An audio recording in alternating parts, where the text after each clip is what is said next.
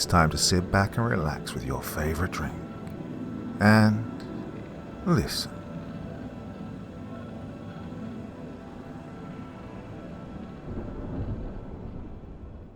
Shilo by MC Sinister 765. Part 1. Why don't we start from the beginning, Mr. Solomon?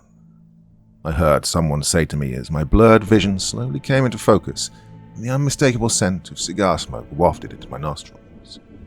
The smooth cadence of bittersweet jazz music from a nearby record player filled my ears, and the feeling of the soft leather recliner underneath my tired and sore limbs greeted me as I found my way back to consciousness. I didn't recognize the old man in the posh blue suit that sat at the polished mahogany desk in front of me, smoking that high-quality cigar while he stared at me expectantly with those deep crimson-red eyes of his. Nor did I remember walking into this well-furnished office that was laden with grim-looking bronze statues and melancholy, scenic paintings every which way I looked. Somewhere outside of my field of vision, I could hear the soft patter of summer rain against a window pane and the low rumble of traffic somewhere far below. I regarded the old man in front of me with an expression of confusion before I asked the first question that came to mind. Got a smoke?" I asked in a hoarse and raspy voice. The old man nodded as he reached into one of the desk drawers on his left side and produced a cigar of the same exquisite brand he was currently enjoying and reached across the desk to hand it to me. I received it with a grateful nod before I reached into my coat pocket and fished out a match to light it with. I took a deep drag from the cigar once it was lit and let the familiar taste of tobacco fill my lungs before I exhaled slowly, feeling perhaps a bit more relaxed than I should have before I questioned the stranger in front of me. If you don't mind me asking, who are you again?" The old man let out an unsurprised sigh before he responded.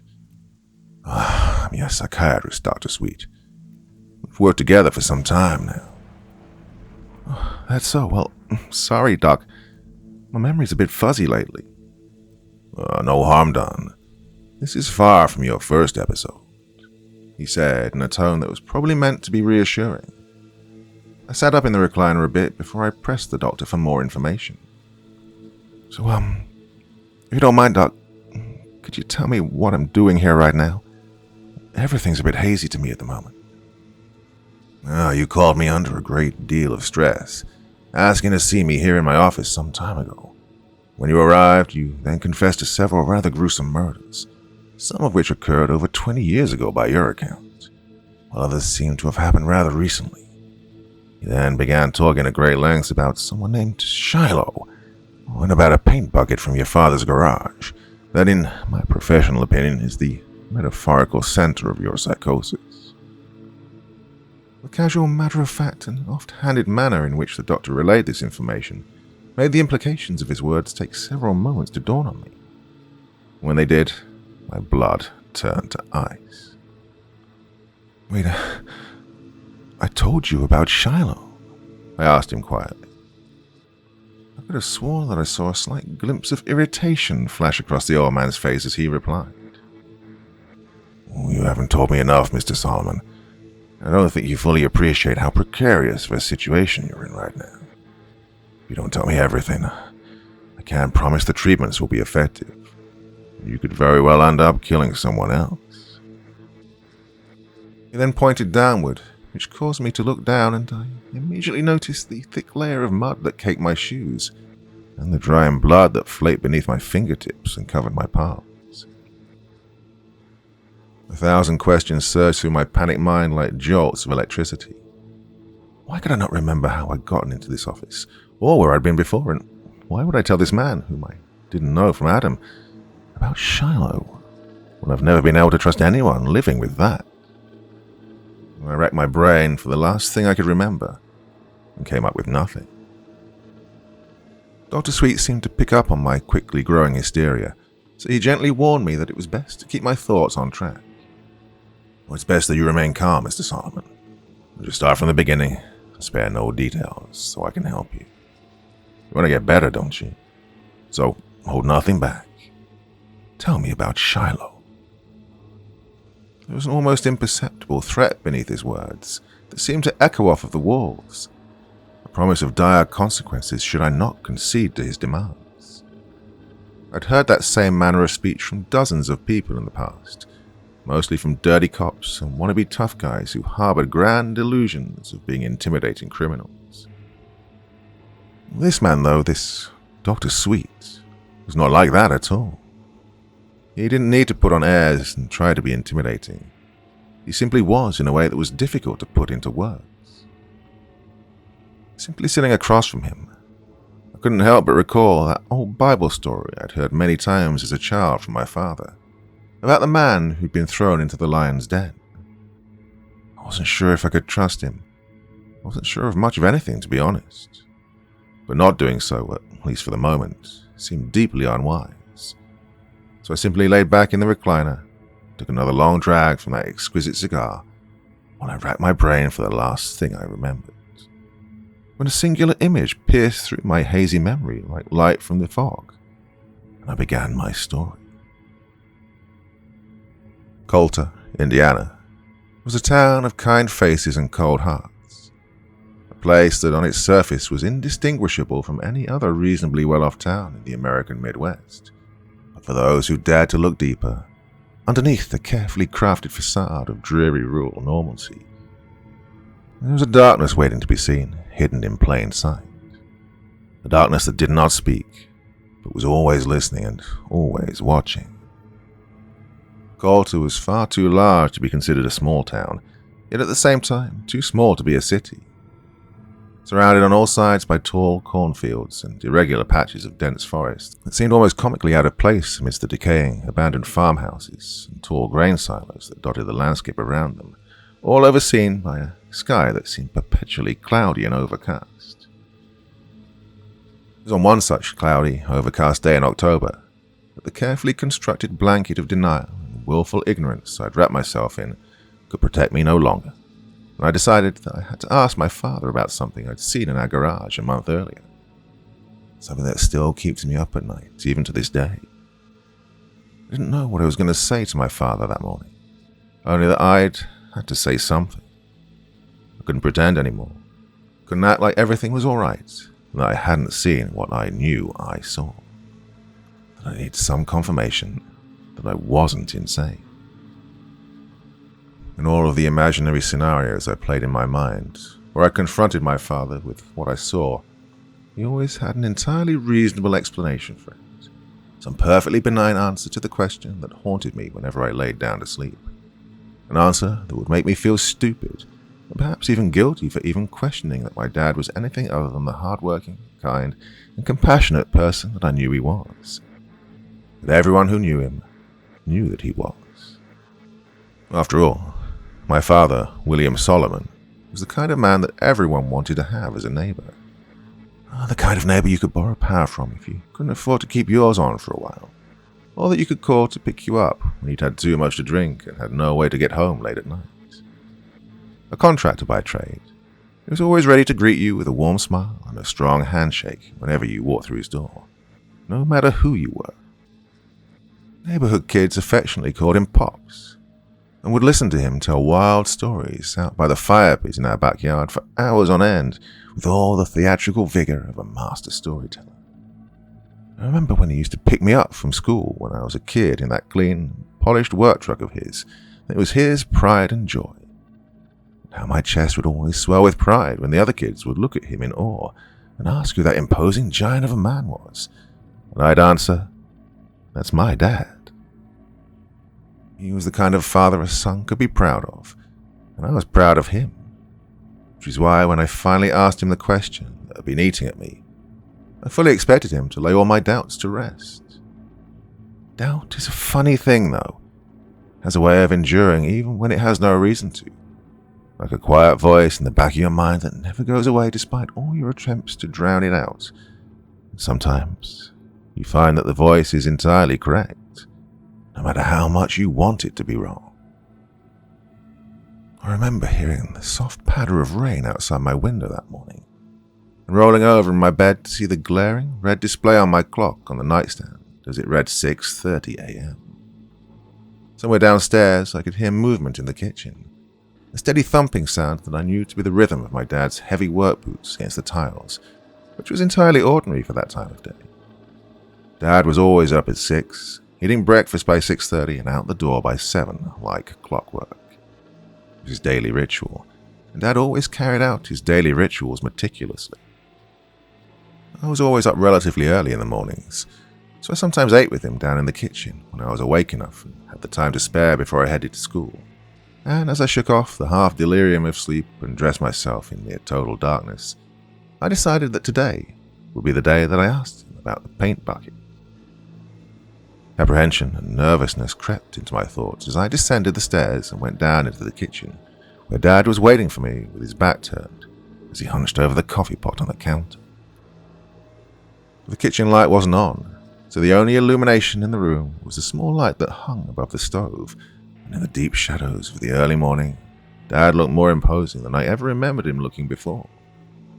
He stood over 6 feet tall, with broad shoulders and defined muscles given to him by a lifetime of hard manual labor. In that dark kitchen, he reminded me of a troll from some old fairy tale, huge and formidable.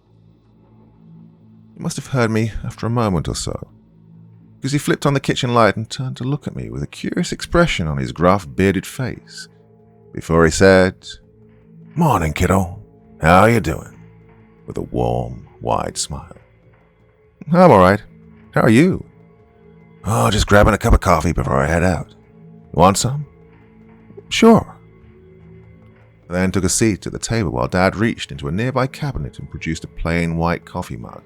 He filled it to the brim before handing it to me. When he did, I finally let loose the question. "Dad, can I ask you about something?" "Sure, what's on your mind?" My tongue suddenly felt several tons heavier in my throat, and I answered somewhat slowly. "What's in the paint bucket?"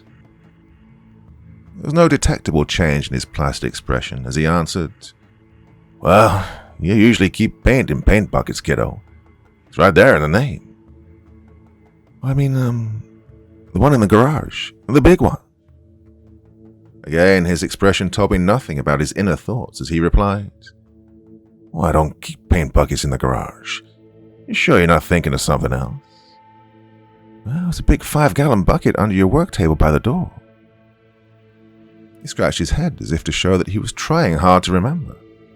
"Oh, no, doesn't sound familiar." "It was moving, like something was inside trying to get out. I could hear it crying." Well, that made him chuckle. "Sounds like you had a nightmare, kiddo. Too much sugar before bed and whatnot. Well, there's no paint bucket in the garage," he said with a reassuring smile. Well, the smoothness of the conversation made my earlier apprehension about it seem somewhat silly and childish. Dad's confident demeanor made me wonder if maybe I had dreamed that night in the garage. That explanation seemed plausible to me at the time, or at least I desperately wanted it to be. The alternative seemed too terrible to consider. "Ask you something, son?" Dad asked, suddenly shifting to a tone of voice that told me he was deep in thought about something, effectively changing the subject. I was somewhat timid in my reply, because Dad only called me son when he wanted to talk about something serious.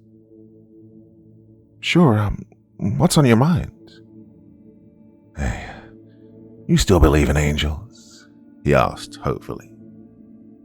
I couldn't really fathom where this question could have come from, or how it fit into that conversation.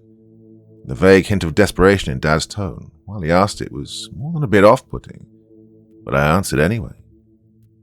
"Yeah, I guess." A look of relief washed over Dad's face as he listened to my reply. "That's really good to hear. This world punishes believers, so many stop believing as they get older. I'm so glad that hasn't happened to you. You know, I used to think I was your guardian angel when you were a baby, and I had to be your sword and shield, protect you from all the putrid wickedness of the world. Now that I'm older, though, I see I had it all mixed up. Now the truth is, you're my guardian angel, son.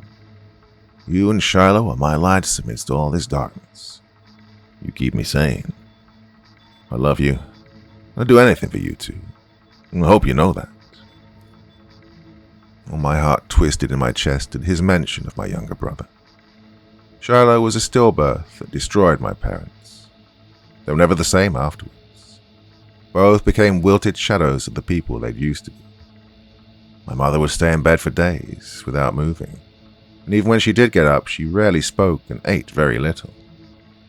I recall waking up late one night while Dad was still out working, to the sound of her sobbing uncontrollably.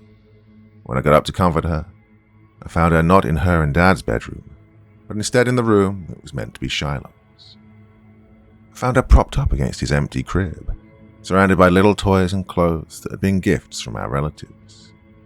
Once symbols of joy, now macabre reminders of what could have been.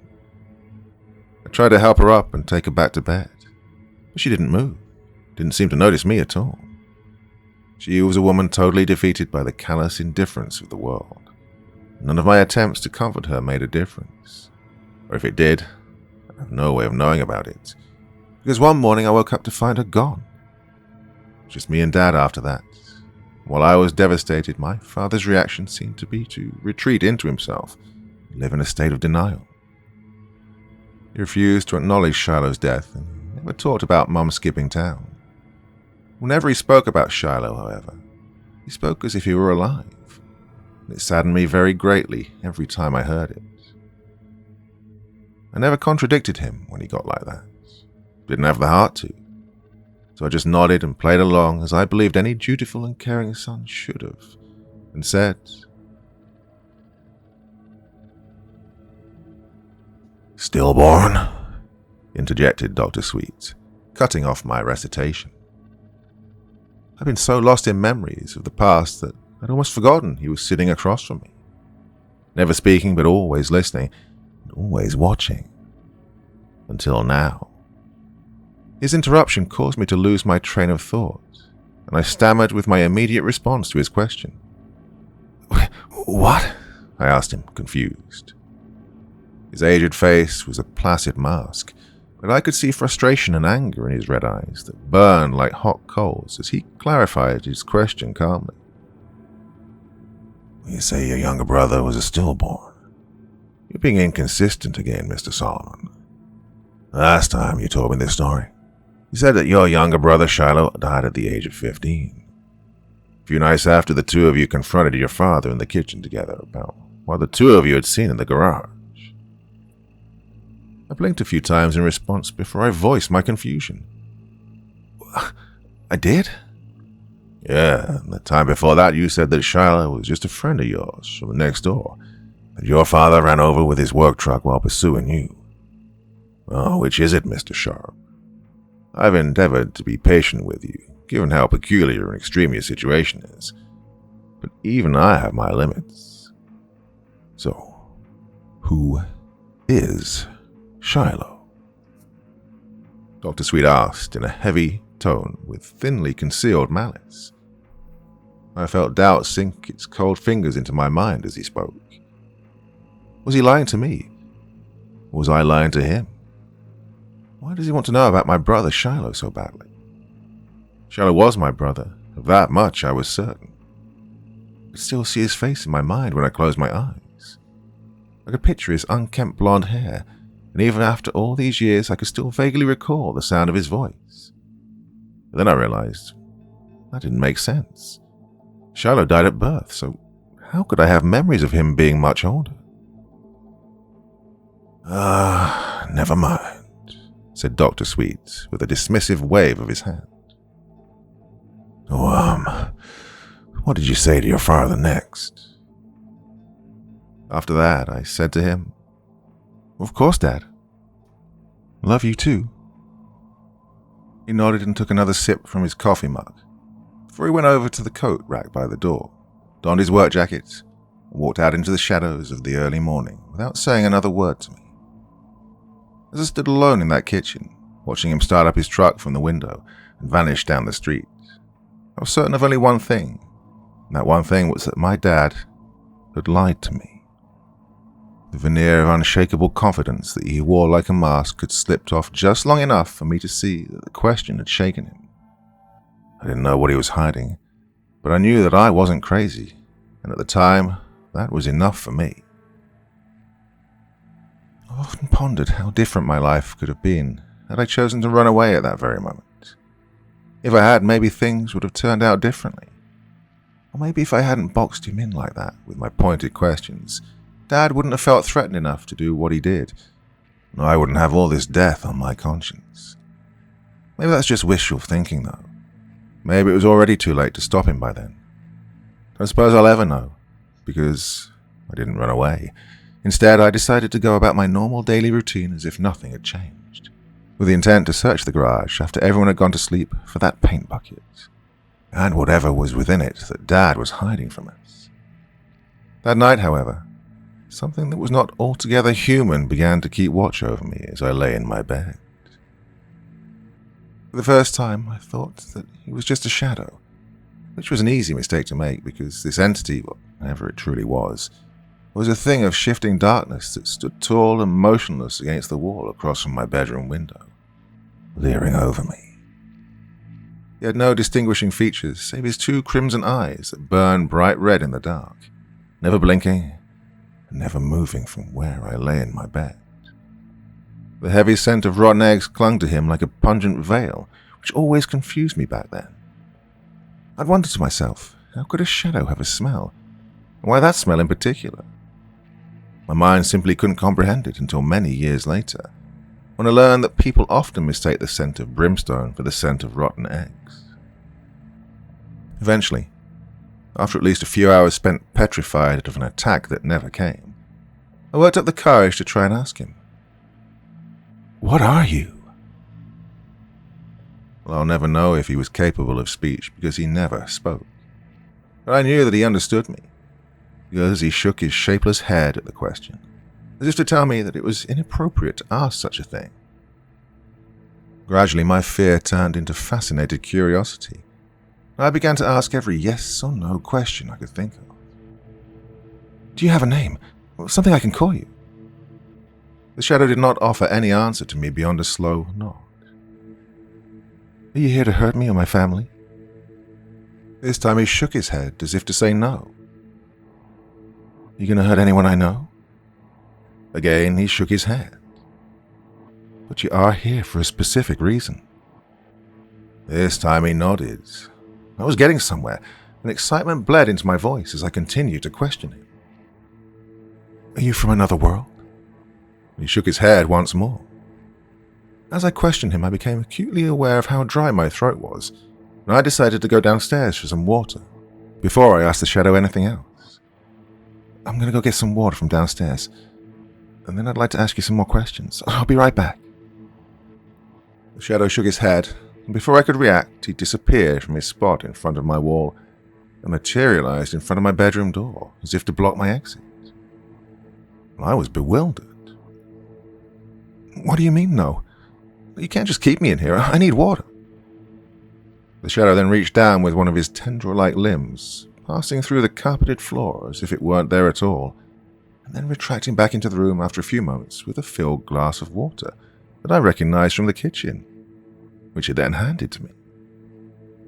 I had no idea what to make of this situation, but felt that it was best to express gratitude, since I had no way of knowing everything that this entity was capable of, or any of his motivations. Thank you." The shadow did not respond. It simply stood there motionless until I decided to get back in my bed. Then it resumed its silent vigil against the wall across from me. It's clear to me now from the shadow's behavior that he was a kind of guard, meant to keep me in my room through the night, and the implication of that realization brought questions to my mind that needed answers, though I was afraid of what those answers might be.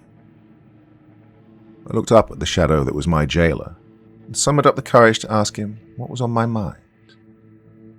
"Did, someone send you here to watch me?"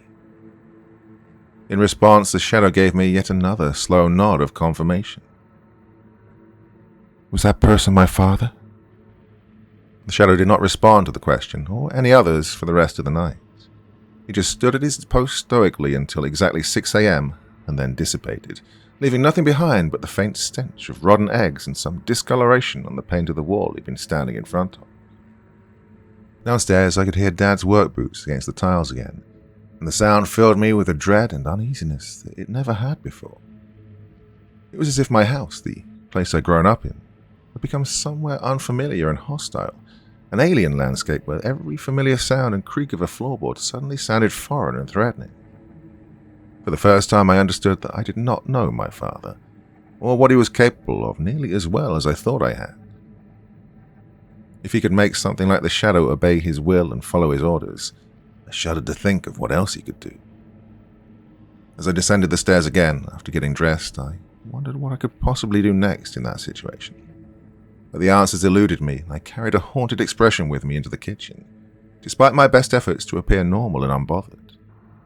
Dad didn't seem to notice it, or at least he didn't acknowledge it as he greeted me with a smile and steaming mug of coffee just like he always did. "Morning, kiddo." I accepted the mug and thanked him quietly. "Did you have a long night?" he asked me casually as he turned to the stove and used a spatula to stir some eggs he was cooking. I opened my mouth to answer, but no words left my throat. I had no idea what to say, and I was equal parts terrified and aghast at how flippantly my father was treating the whole situation. As it turned out, I didn't need to say anything. Dad could sense my fear and unease, and took it upon himself to address the proverbial elephant in the room with a sigh, while he made a plate of breakfast for me. "I know you have questions, son. It's only natural. Believe me, I wish I could tell you everything. But it's too soon. You're not ready yet." Now that the subject was out in the open, questions poured out of me like water from a burst dam. What was that thing? Where did it come from? What are you doing in the garage? Dad's expression was pensive as he evaded my questions. "I really do admire you, son. It takes a lot of courage to ask the things you're asking right now. I know you must be confused and maybe a bit frightened, but I need you to trust me when I say that everything I do for you, for our family. You will thank me when the work is done." "You gonna hurt us?" I asked. Genuine hurt and sadness washed over Dad's face at the question before he answered indignantly. "I would never. I love you kids more than anything in the world. That's why I pulled an angel from heaven itself to watch over you and keep you safe." There was a look of mad certainty in his eyes while he said this, the expression of a person who could not and would not be argued with no matter what you said to them, and who under no circumstances would consider that they were wrong. I knew from experience it would be pointless to continue with that particular line of questioning, so I moved on to my next one. "Are you, gonna hurt someone else?" Dad suddenly looked very tired when I asked that. "Leave it alone, son, please, for the good of our family, just leave it alone. You'll understand why I had to do it when the work is done." Our conversation was interrupted by the front doorbell. "That's probably Haley. You should let her in," Dad said as he turned his back to me to pour another cup of coffee for himself, effectively ending our conversation. I was by no means content with being dismissed in such a manner, with my questions unanswered, but the mention of Haley's name sent a cold, nauseous feeling down my back that settled in my stomach and made me feel sick enough to momentarily put aside my questions to go see her. Haley Mathis was our neighbor, and one of my closest friends since elementary school. She'd often come by in the early morning to make sure I was awake for school, and to walk there with me when the weather permitted, since the walk was only about 15 minutes or so, and her father, Lucas, didn't like her walking anywhere alone. She was an outgoing and friendly person, which was a pretty steep contrast to my own somewhat introverted personality, and she had a way of getting me to come out of my shell and engage with people in a way that my other friends really couldn't do. Now, from the outside, one might be inclined to mistake our close friendship for a romantic interest. God knows more than a few of our other friends, and even our parents would love to tease us with that insinuation. It just wasn't the case.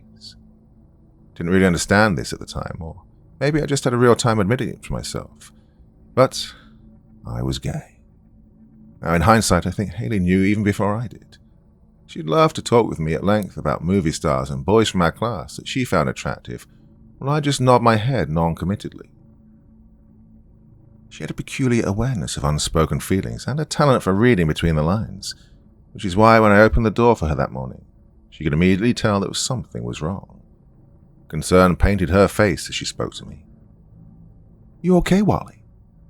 Did my best to compose myself as I answered. "Yeah, I'm fine. Just not really awake yet. It's nothing." Haley started to move past me to enter the house, and I instinctively threw my arm up to block her entry. "No, it's all right. I'll be out in a second. Just stay here, please." Before she could reply, I felt my father's firm grip on my shoulder and heard his voice melt back into its usual, confident and friendly tone. "Morning, Haley. Hey, come on in. I just made you kids some breakfast." I wanted to scream, to yell as loud as I could and tell Haley that she couldn't come into the house, that it wasn't safe. But fear kept me silent. Uneasy confusion began to crawl over Haley's face as she noted the clear tension between my father and I, but she remained her usual polite and upbeat self as she responded. "Morning, Pops. Well, that really does sound great, but Wally and I should really start walking. Going to be late for school if we don't." I turned as much as I was able to see my father's mildly disappointed expression at her cordial refusal, before he relented. "All right. I'll put it in some Tupperware for you guys to eat when you get home. Have a good day at school. Stay close to one another on the way there, all right? In the dark, all you have is each other." He squeezed my shoulder tightly as he said this, before he handed me my book bag and ushered me out of the front door, closing it gently behind me and vanishing back into the bleak darkness of the house. I must have sprinted off of the porch and down the driveway like a bolt of lightning, because the next thing I remember is Haley's panting and exhausted voice probing me for information. "What's going on, Wally? You're freaking me out." I looked back at her with fear and uncertainty in my eyes, completely unsure of what to tell her. I knew that I couldn't lie to her, but I also didn't know if she believed the truth if she heard it. So I told her what I could. "I think my dad's going crazy," I said between deep, labored breaths. "What do you mean?" "Well, he's doing something in the garage. Don't know what. I hear terrifying sounds coming from there at night. Try to find out what makes them, but he started locking me in my room at night. I think to keep me from finding out what's going on in there." "Are you sure you just didn't have a nightmare?" she wondered aloud, clearly uneasy with the implications of what I was telling her. "It wasn't a freaking nightmare, Haley. It's real, and I'm freaking terrified that something awful is about to happen." Okay, look, calm down. Why don't we go to the police then?" "Tell them what? That I'm hearing weird sounds? They'll laugh us out of the station." "Don't scream at me. I'm trying to help." Our conversation was cut short by the low rumble of the police cruiser that broke through the early morning fog and slowed to a stop on the road beside us, then rolled down its passenger side window to reveal the slightly obscured but still recognizable face of Officer Miles Morgan. A thin, wiry man in his late 40s with a carefully trimmed mustache and cloudy blue eyes set behind wide-rimmed glasses that neighborhood kids often teased him for. He lived a few houses down from Haley and I shared a few classes with his sons. Never really liked him much, not because he was unfriendly, no, quite the opposite. He really was always very polite and friendly to Haley and I. Well, it was the kind of superficial friendliness that very transparently indicated some kind of ulterior motives. I could tell even then that he badly wanted our trust, though at the time I couldn't really fathom why, and to put it bluntly, he gave me the creeps. He smiled at the two of us and pressed a quiet breath through his yellowing teeth before he spoke. "Morning, kids. Everything all right?" I answered as cordially as I could, given the circumstances. "Yeah, officer, we're fine." Haley followed up my declaration with a friendly smile and a quick, affirming nod. She didn't like Officer Morgan any more than I did, but she was a lot better at hiding her distaste. The old cop's eyes seemed to linger on her for a moment, before he looked back at me and tried to carry on the conversation. Even though it would have been clear to any onlookers from our body language that the both of us desperately wanted the conversation to end. "Is your dad home, Wally?" Beginning to talk to him for a while now, but he never seems to be around when I come calling. Now, I want to make it clear at this point. I did not trust my dad. I felt like the stress of the past year had broken his mind, that there was a very real chance that he was up to something awful. But at the same time, I trusted Officer Creepazoid even less. There was no way in hell I was going to tell him anything about my dad's whereabouts, so I shrugged off his question. "Well, I think he's at work." Officer Morgan made a quiet clicking sound with his teeth, followed by a sigh of disappointment before he spoke. "Well, I might have to stop by later when he's in. Oh, let him know I asked for him when you see him next to me, would you, Wally? It's important that he and I have words." "Is something wrong? Is Dad in trouble?" I asked, trying to keep my tone casual, but in the back of my mind wondering if he knew something about my dad that I didn't. "Oh, no, nothing serious. The boys and I are just missing him down at Sully's, and I figured I'd go check in on him." Sully's was the local dive bar nestled on the edge of town, where most of the men of Coulter gathered after hours to drink their sorrows away. Dad had been something of a regular there for a few years. I'd assumed that he was still going there a lot, since he was often out until very late into the night for a few months now, and if what Officer Morgan was telling me was true, that left me to wonder where Dad was actually going at night.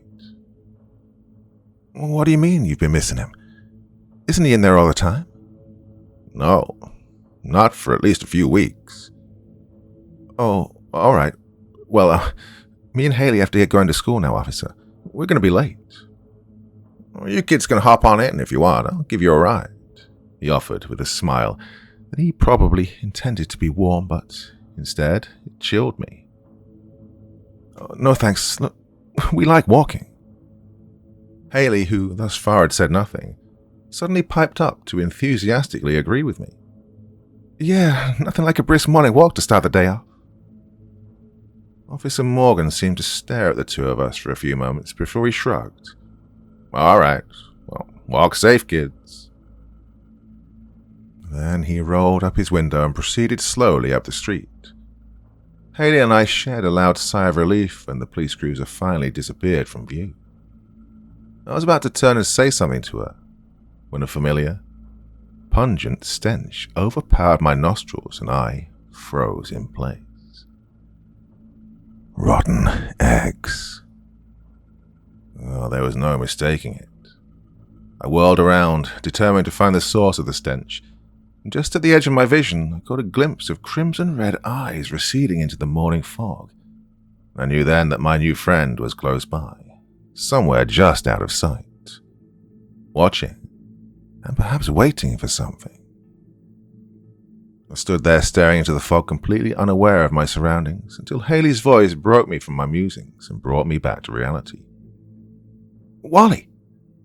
Her voice startled me, and I looked back at her with a queasy, sickened expression. "What's wrong?" she asked me. I don't think we're alone." The face told me that she had no idea what to think, but she nodded regardless and took my hand, keeping me steady as we walked in the direction of the school. Looking back on it now, I can say without a doubt that Haley was my best friend.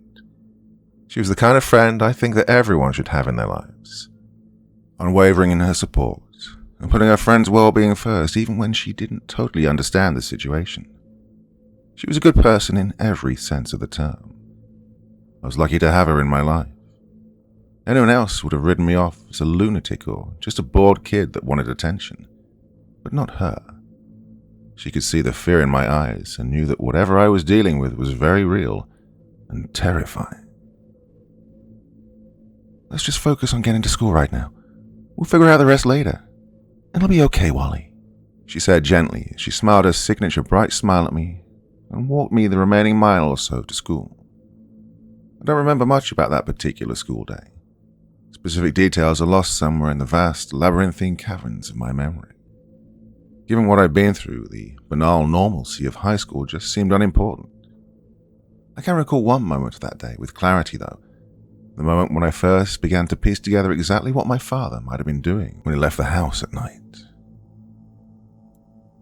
I'd been in study hall, sitting at my desk in the back of the classroom, keeping to myself and pretending to work on homework, when I was really just waiting for the clock to hit 2:30, when I overheard a conversation between a trio of girls that sat across from me as they huddled around a phone screen. That's the third one in 2 months. There's no way that's a coincidence. That must be a cult or something. You watch too many horror movies, Bree. That kind of shit doesn't happen in real life. It's probably some psycho that gets off on kidnapping little boys.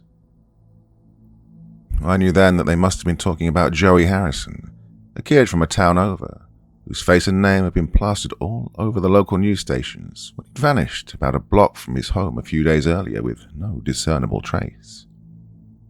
His disappearance had been the grim answer to the question of whether or not there was a predator or similar exceedingly disturbed individual stalking the peaceful neighborhoods and quiet streets of our county that many concerned citizens had been asking themselves over the past year, a question the police seemed reluctant to address, but now appeared to have an obvious answer. Joey had been the third. The first had been a kid named Brian Mathers, who disappeared on his way home from the public library about 9 months earlier, without leaving any sign of a struggle or faintest clue to his whereabouts. The second kid was named Matthew, if I remember correctly, Matthew Durst. I vaguely remember watching coverage of his disappearance from a local park on the news. He'd apparently told his mother that he was going off to play baseball with some friends before he vanished just like the others. Well, one missing boy was a tragedy. 2 could have been a terrible coincidence, but 3 was a pattern. It seemed clear now that someone, somewhere, was taking these boys, and despite the uproar in the community about it, no one seemed to have the faintest idea of who or why. Well, no one but me. I didn't make the connection at first. As afraid as I was of my father at this point, I didn't think he was capable of being involved in something so heinous as the kidnapping of multiple children. I was prepared to tune out the girls' conversation and write off the disappearances as something awful, and yet totally unrelated to my situation, until I heard the name of the street Joey had disappeared from. My brother walks down Jackson Street every day. Oh, this shit is freaking me out. Well, that stopped me cold. My dad had been remodeling a house on that street for a while now. I remember hearing him talking on the phone about it with several people, and as much as I didn't want to consider it, I couldn't shake the possibility that there was a connection. I took out my phone to do some impromptu research.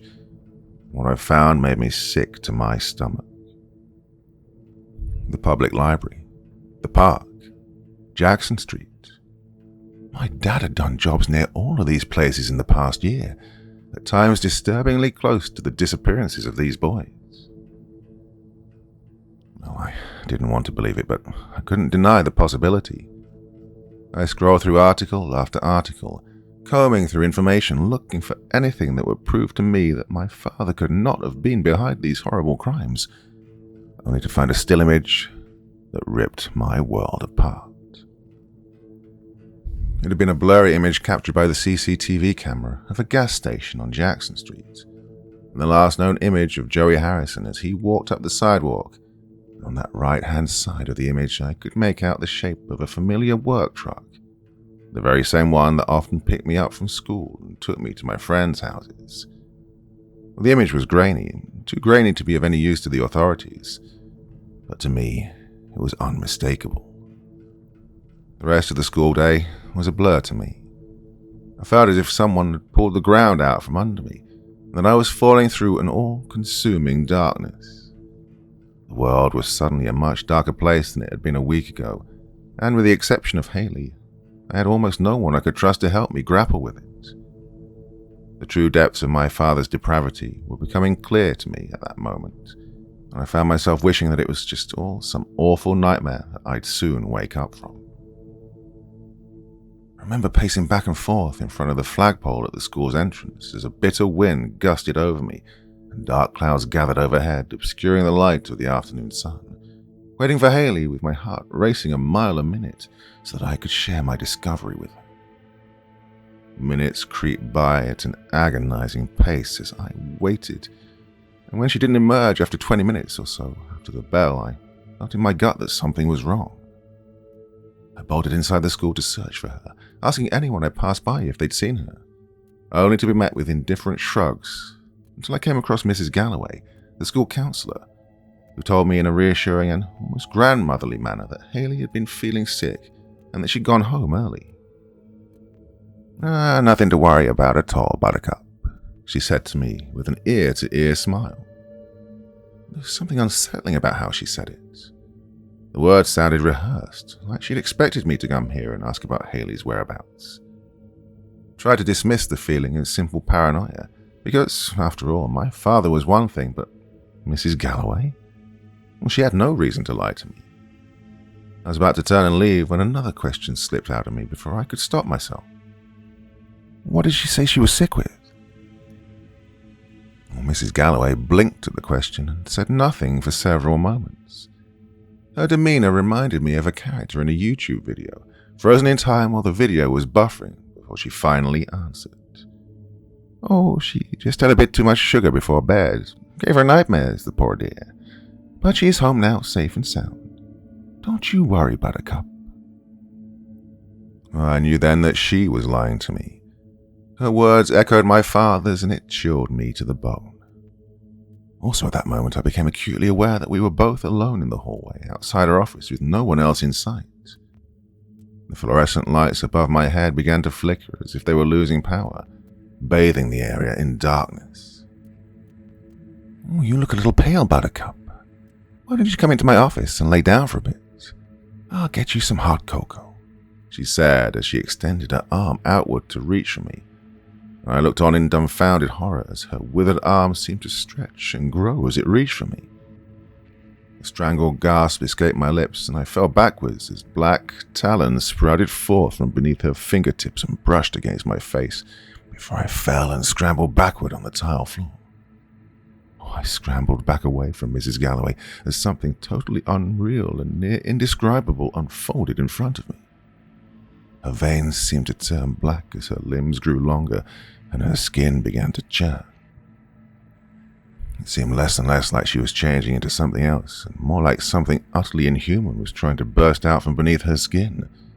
Yet she didn't seem to be in pain. She kept that deranged smile on her face as thick black sludge began to pour from her lips, and her jaw seemed to unhinge like that of a snake's. The overhead fluorescent lights flickered on and off in rapid succession, filling the empty hallway with a deep Stygian darkness in between a few brief seconds of dim light. And I almost wished that they'd just gone completely black, because as the brief flashes of light illuminated Mrs. Galloway's contorted face and hideously deformed jaw, I could see what looked like a small humanoid head trying to push its way out of her throat. Two glowing red eyes opened at the center of its tiny face. When they looked into mine, let out a horrified scream and took off running down the hallway in the opposite direction as fast as my legs could carry me despite my shock. As I ran, I heard the thing that was once Mrs. Galloway call out to me in an amused and distorted voice. Oh, don't go yet, Buttercup. Stay and have some cocoa. You'll often hear fans of horror movies talk about how stupid the protagonists are, how they seem to always make the worst possible decisions imaginable when the monsters show up, and how they, if placed in the same situation, will be much smarter and handle it much better. I know this because I was once one of those people. But after having lived through this ordeal, I can say with certainty that this is an easy thing to say from the comfort of your couch, when the lights are on and you know the monsters aren't real. But the reality of it is much different. When your life's on the line and the dark is closing in, you're not thinking, you're just trying to get away. And as I ran down the dark hallway with evil at my back, I passed several doors and hallway intersections that, in hindsight, would have provided me with an easy escape if I weren't in a state of adrenaline-fueled panic. I ran until I reached a locked set of double doors that obstructed my path, and I nearly felt my heart stop. My heart was pounding as I tried desperately to rip the doors open to no avail, as I heard the creature that was once Mrs. Galloway call out to me. Oh, there you are, Buttercup. Time to lay down. Well, against my better judgment, I turned and looked over my shoulder, and nearly threw up as I saw that horrible monster approach. It was much larger now, and approaching on all fours. his black talons scraping against the tile floor as it got closer. What was left of Mrs. Galloway hung from its hind legs like a sock it hadn't bothered to fully remove. Its head had swollen to the size of a trash can, and I could see rows of jagged teeth in its wide-open maw. I was so terrified that I put my head down, curled into a ball, and tried to make myself as small as possible as I waited for the thing to inevitably pounce on me. Then I heard the thing let out an agonized scream as the smell of rotten eggs filled my nose. I looked up to see the shadow from my room, standing between me and the thing that was now wrapped in shadowy black tendrils that rose up from the floor and dug into its hide so tightly that blood oozed out from its constricted limbs. I tried to stand up, but the shadow held out an ephemeral hand, as if to tell me to hold still, before it turned back to the bound abomination and used its long black tendrils to rip it apart with brutal efficiency. I choked back vomit in my throat as I heard the thing that had been Mrs. Galloway just a few moments earlier squeal in pain, loudly at first, then quietly and pitifully, before its fragmented and broken body went rigid with the stillness of death. And the shadow turned back to me, raising me back onto my feet with one of its many arms and dusting me off. Reality was a very abstract concept to me in those long moments that I spent staring at the sentient darkness before me that had just saved my life from certain death. I wanted to yell and scream out in confusion and demand a million different answers to a million burning questions that plagued my mind in that moment. But the only words that breached my lips were, "Thank you." The shadow simply nodded in acknowledgement before receding backward down the hallway, dissipating into nothingness before I could even attempt to stop it. I don't remember how long I stood there in that hallway alone, with the dismembered corpse of the monster, or even how I got home. All that I do remember is the feeling of the cold rain that pelted my skin as I walked up my driveway and the knot of disgust I felt building in my stomach as I observed Officer Morgan's unmarked police cruiser parked in it. My father stood at the cruiser's drive-side door with an expression of cold anger on his face as he listened to Officer Morgan's words through the rolled-down window. I only caught the tail end of their conversation before my father saw me coming up the driveway and cut him off. You've gone too far, Bill. Grief can only excuse so much. There's no happy ending to the path you're on. The circle won't stand for this kind of exposure, and your position will not protect you from the consequences. Let me be perfectly clear, Miles. You're never to come to my property, speak to my son or his friends ever again. Now, if I find out that you have, and trust me, I will find out, there'll be a reckoning for you. His words were firm and final. Morgan narrowed his eyes at my father for a moment before he nodded in acknowledgement. Have it your way.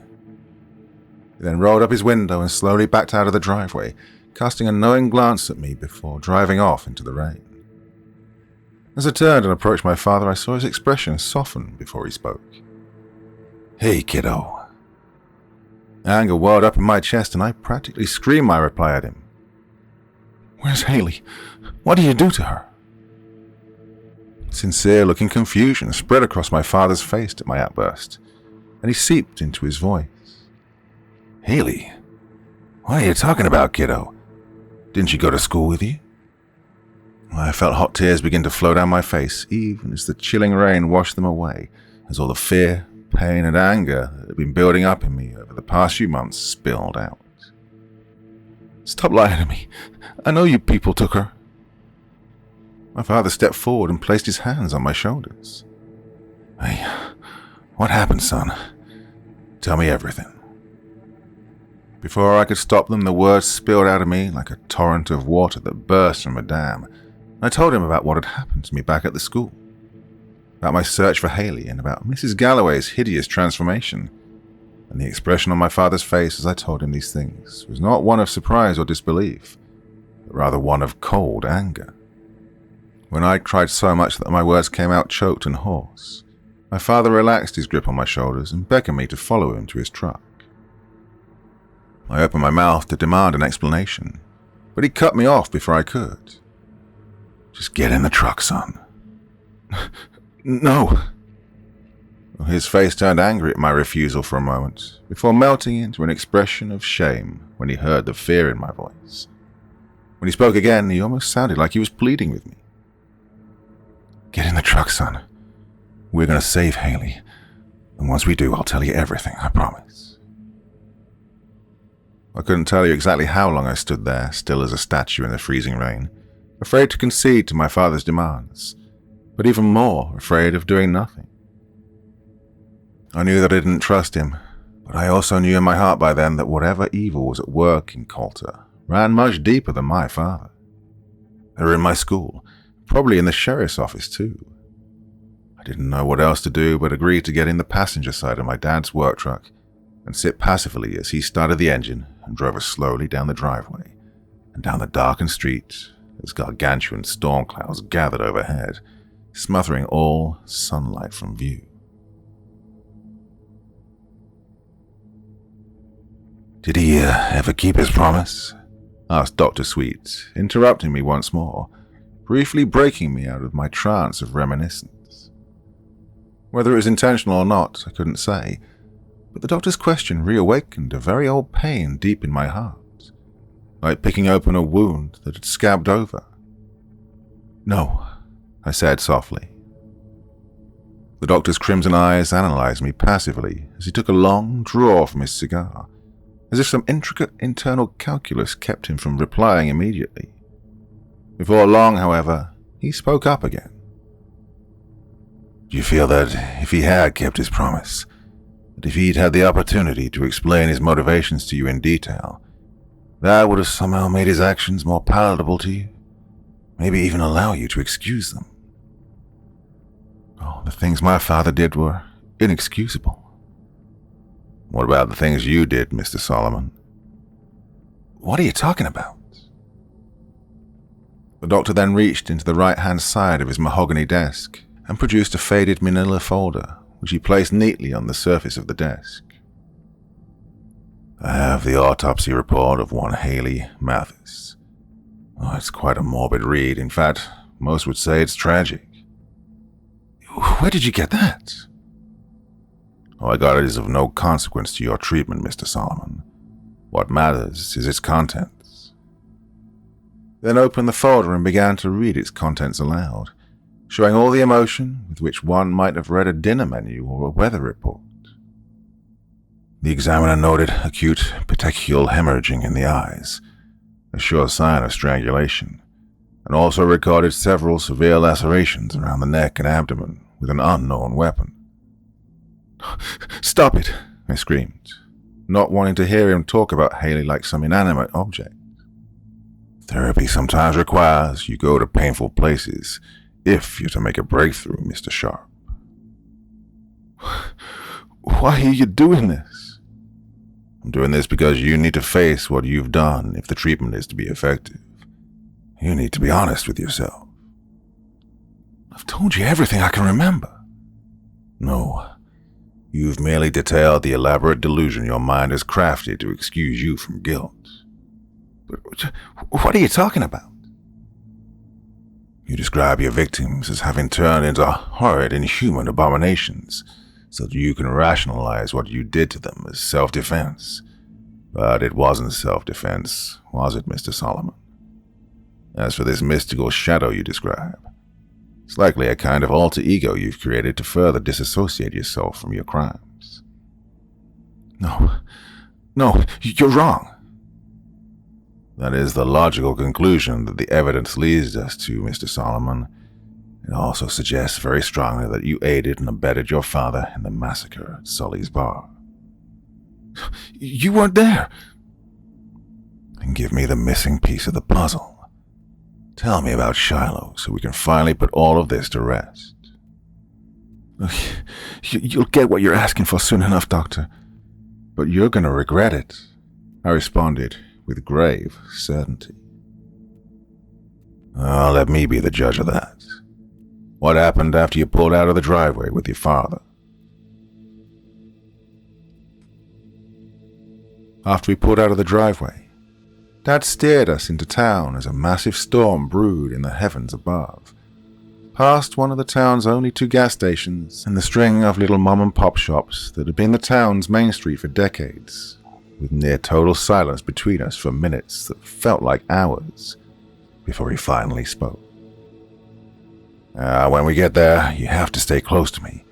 Do exactly as I say, and it should be over quickly. Where are we going? I asked with mounting discomfort. We're gonna save Haley, and then we're gonna make sure that nobody can put you two in danger ever again. What do you mean? I'm sorry that it had to come to this, son. Sorry for what you're gonna have to go through because of my hubris. I see now that I was too arrogant. I thought that giving you your guardian angel would have been enough to keep you safe. Well, I did what needed to be done, but clearly I was wrong. So, we're going to cut these problems out at the root. He said this with cold malice dripping from his voice. I didn't know what to say to that.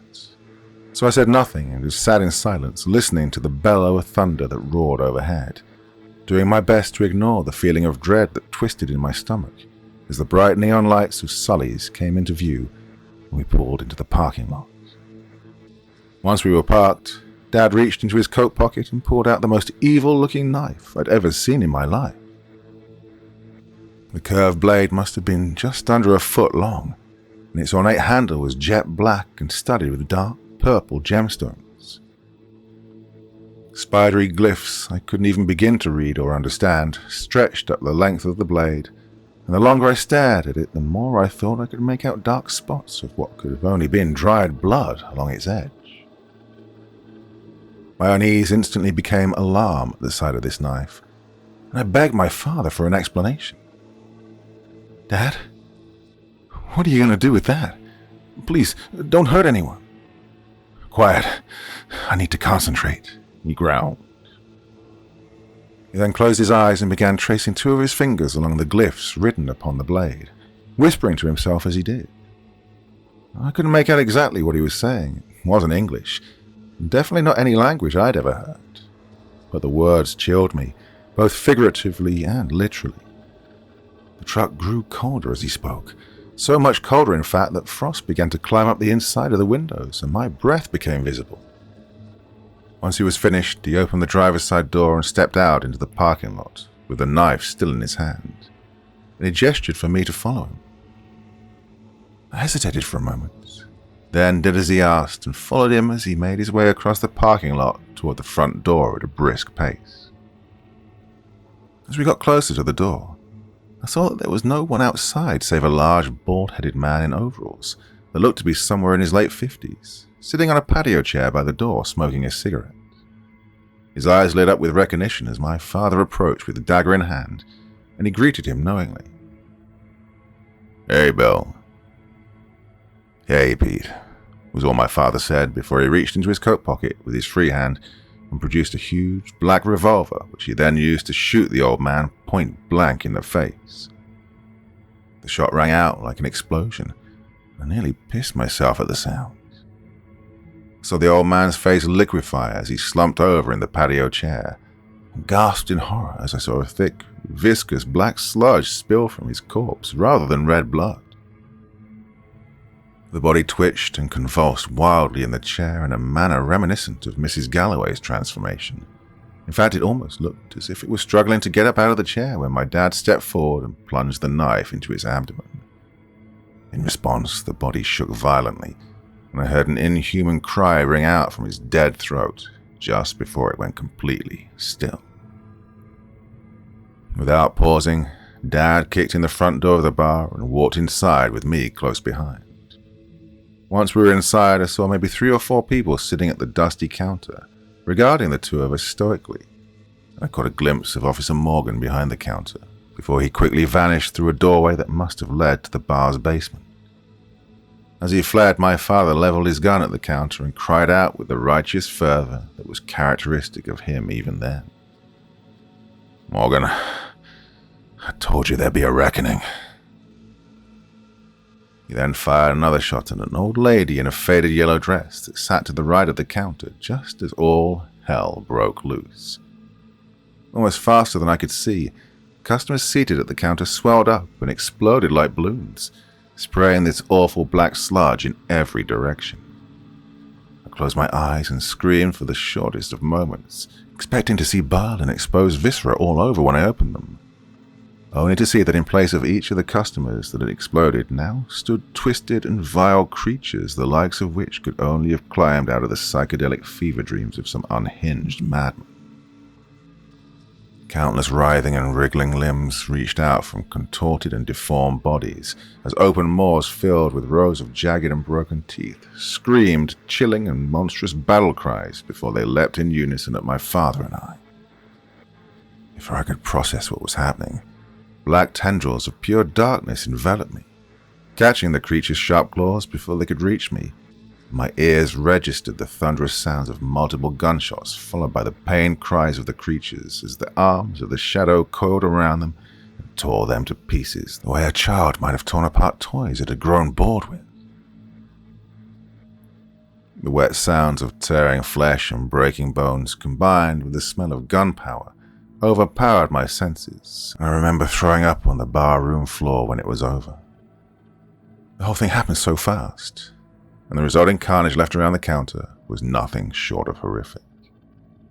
Dismembered bodies barely recognizable as humanoid lay scattered all around as the arms of the shadow recoiled to somewhere behind me, and I turned to see what my father called my guardian angel floating behind my back, his burning red eyes vigilantly scanning the bar for any signs of danger, even though everything that could have threatened my father and I was now a bloody mess on the floor.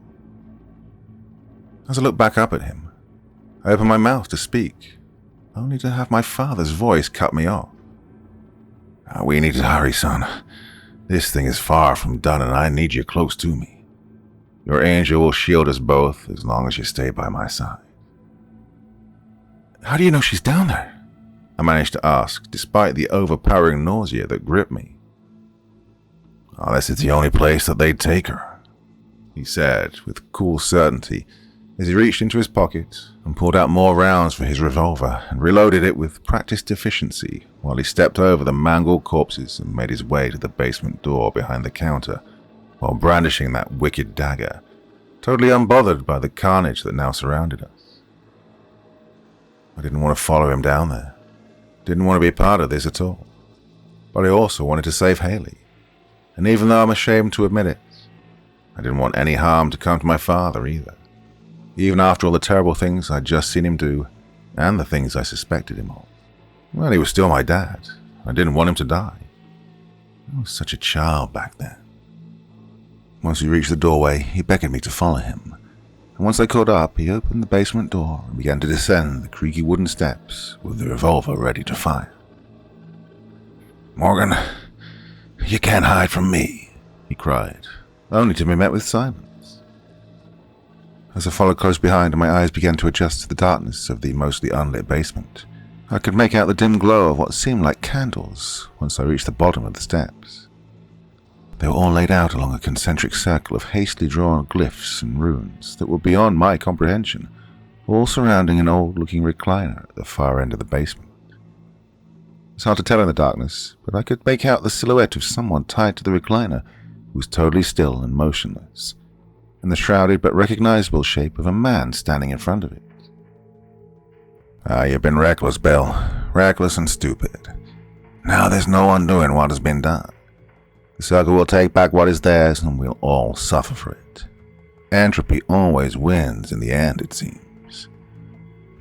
I heard Officer Morgan's voice in a grave and exhausted tone as he turned away from the recliner to face my father and I. His eyes were visibly bloodshot even in the dim candlelight, and his hands trembled ever so slightly at his sides. I could see a gun on his belt, but he made no motion to reach for it. Just stood there with a distant look in his eyes as my dad leveled his gun at him and shot him in the face without a word.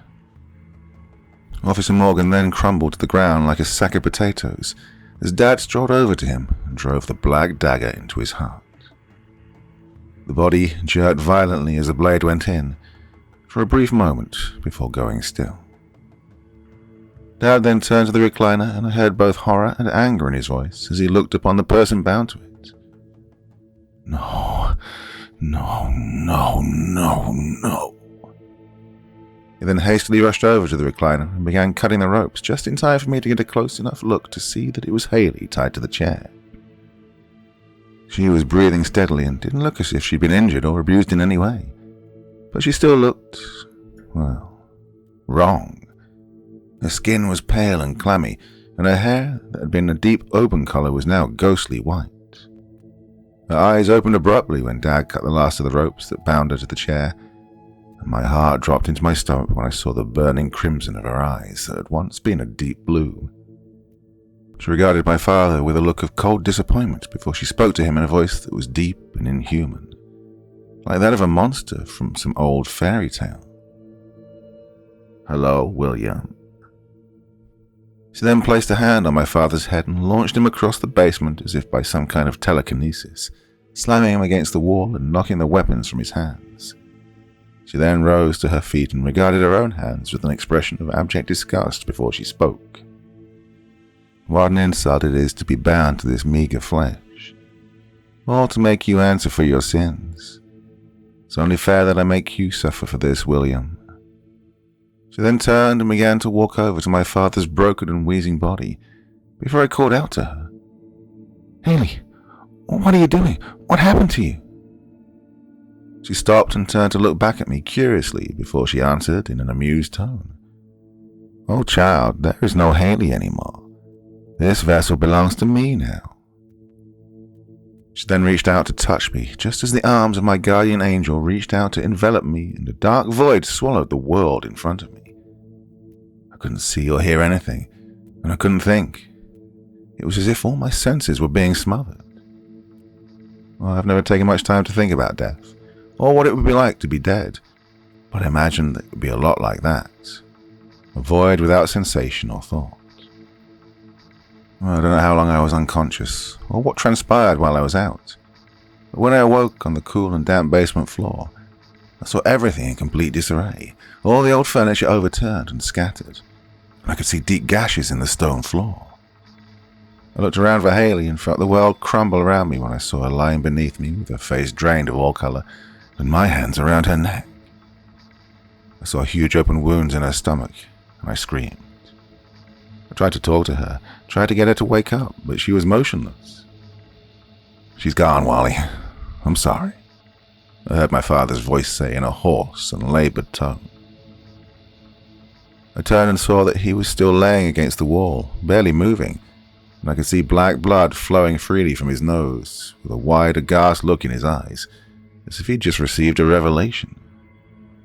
I ran over to him and reached out to try and help him up, but he caught my arm as I did, and looked at me with tears flowing down his cheeks. "I've been such a fool, Wally. All this death I've sown, just to find someone who'd already returned to us. I see that now, and I'm so sorry."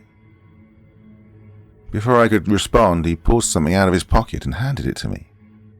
In the dim candlelight, I could see that it was an old cast-iron key. "Go to the garage, Wally, to the trapdoor under the work table. It's all hidden there. They won't stop until they have it back, but they must never have it.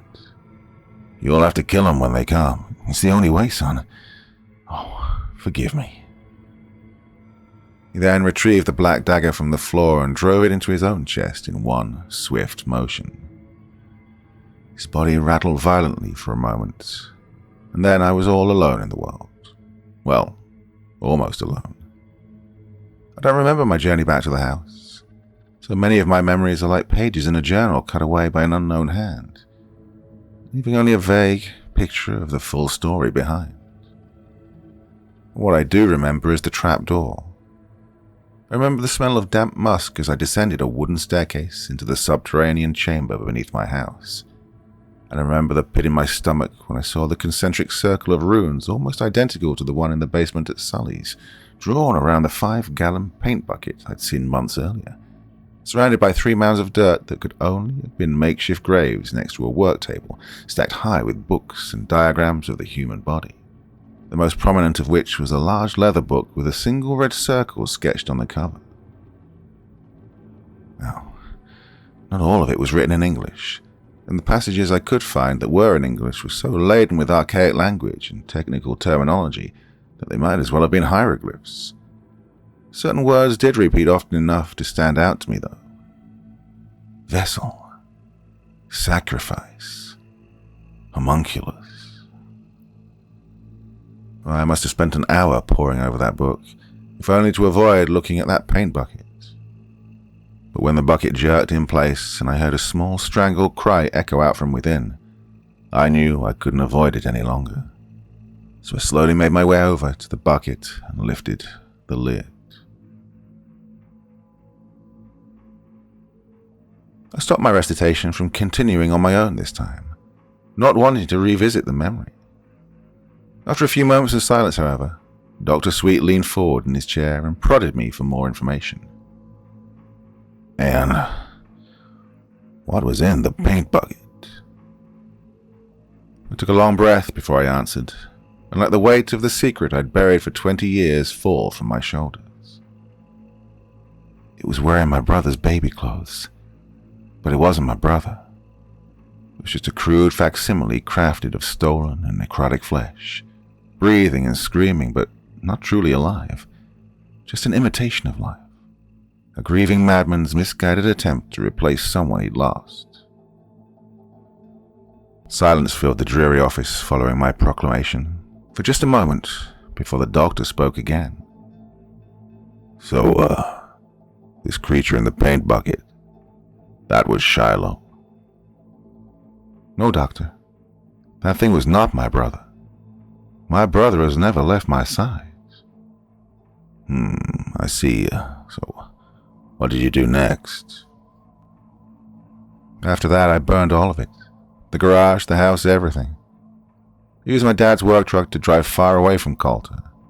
And after it ran out of gas, I used the money in his wallet to buy a bus ticket to take me even further. And I've been wandering ever since, trying to stay ahead of the people who were after me, and avoiding them at all costs before they got hurt. Before they got hurt? Don't you mean before they hurt you? Oh no. Dr. Sweet didn't seem satisfied with that answer, and his voice dripped with venom when he spoke again. What about the book? What did you do with the book? Why does that matter, Doctor? Answer the question. I burned it with everything else. It's only ashes now. Oh, you're lying, Mr. Solomon. We both know that book cannot be burned. Don't know what you're talking about. What if I told you where your mother was right now? What? It's within my power to do so. She is alive and well and very much wants to see you again. He then pulled out a small envelope sealed with red wax from one of his desk drawers and displayed it to me. I have here a letter addressed to you from your mother. It contains her whereabouts as well as some lovely well wishes for you. If you wish to have it, you'll bring the book to me at this location in precisely 3 days' time, and we'll complete your treatment. If you ignore my request, then we will never see each other again, and any opportunity you had to see your mother once more will evaporate. And you'll never know the truth about what happened back then, or the full scope of the things your family is involved in. I had at least a dozen more questions for this man, but the only one that passed my lips was, how do I know you're not lying to me? You only have one way to find out, Mr. Solomon. 3 days. And then, in the blink of an eye, all of it was gone. The desk, the paintings, the sculptures, and the doctor himself, leaving me on a dusty old chair in an empty office alone with my thoughts, listening to the sound of summer rain as it tapped on the window like thousands of little fingers, until the smell of brimstone filled my nostrils and the dark shadow with crimson eyes that had been my only companion all these lonely years stepped out of nothingness and stood in front of me, watching and waiting for me to decide what I wanted to do next, as it reached a shadowy tendril out to touch my shoulder as if to offer comfort, and I did something I hadn't done in over 20 years. I spoke to him aloud and asked him a desperate question. Well, what should I do, Shilo?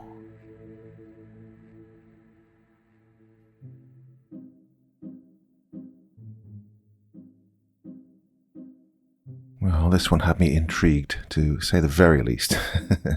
Do you want a sequel? The author suggests that there might be one in the works if you want one. That one just had me guessing from start to finish, and I still don't know the answers, and I want it. So yes, please, we would like a sequel. Well, I would anyway, definitely. All right, very interesting one for your midweek's entertainment. Yeah, it's Thursday, isn't it? Yeah, I did a podcast last night due to various reasons. So I'll be back again with you on Saturday. Saturday evening thrills. All right, as you can tell, my voice is a little bit right now. So, yeah, sorry for that. Yeah, new microphone as well. So I'm still getting used to it. So if it was a bit loud in certain points, my apologies again for that. Just the microphone's training me on how to use it properly. Let's put it that way. Okay, enough for one evening. I'll be back again very soon. Till the next time, my dear friends. Very, very sweet dreams, and bye-bye.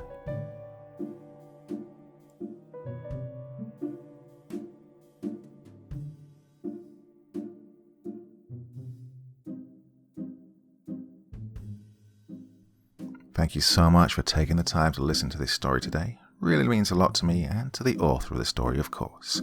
Well, if you want to know more about me, I'm pretty much everywhere on social media. You can find me on Facebook, Twitter, Instagram. You can download my music on SoundCloud. I've got a Patreon if you feel like. Throw me $1 or $2. Very much appreciated. And of course, on Reddit, I have a place where you can leave stories if you want me to read one that you've written. Well, hoping to see you all again very soon. Till then, sweet dreams. Bye-bye.